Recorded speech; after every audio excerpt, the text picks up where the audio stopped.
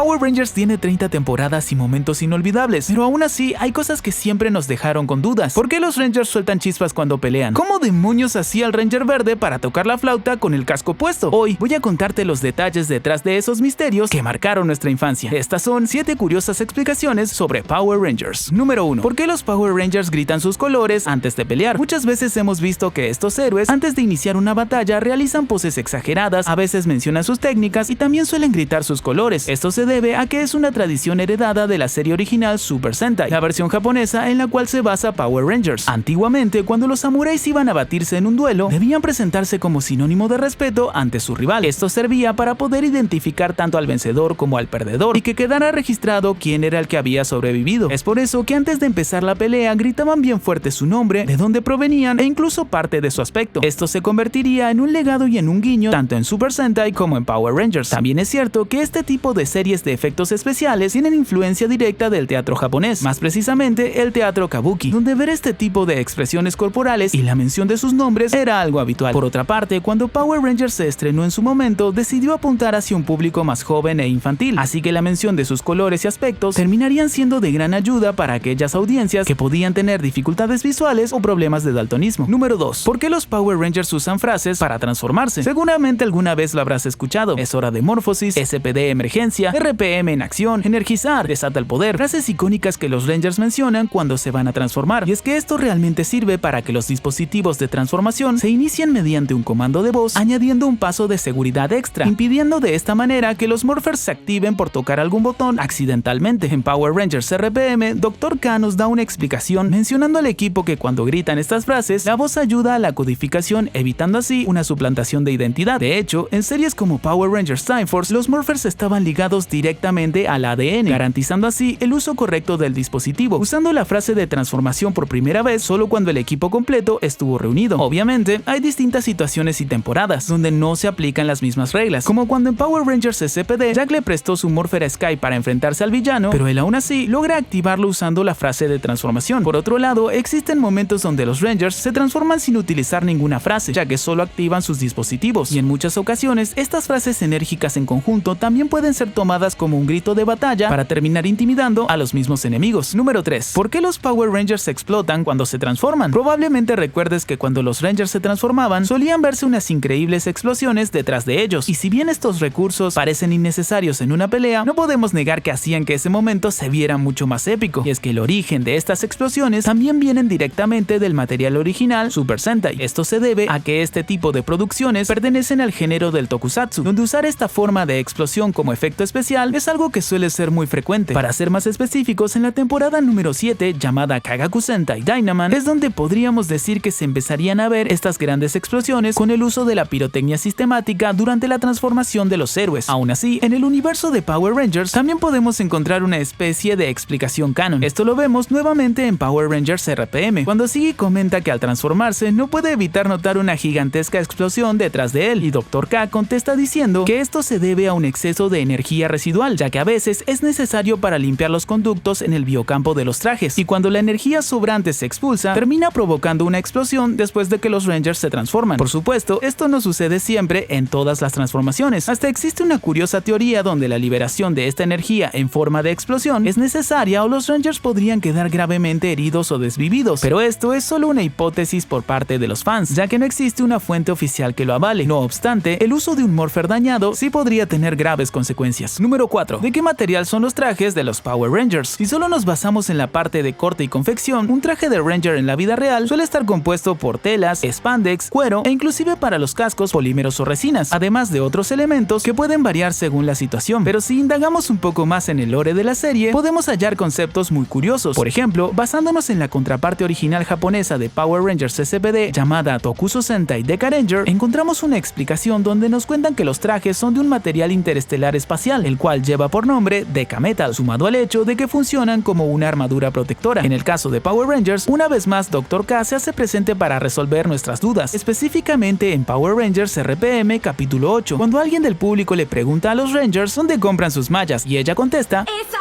no son mallas!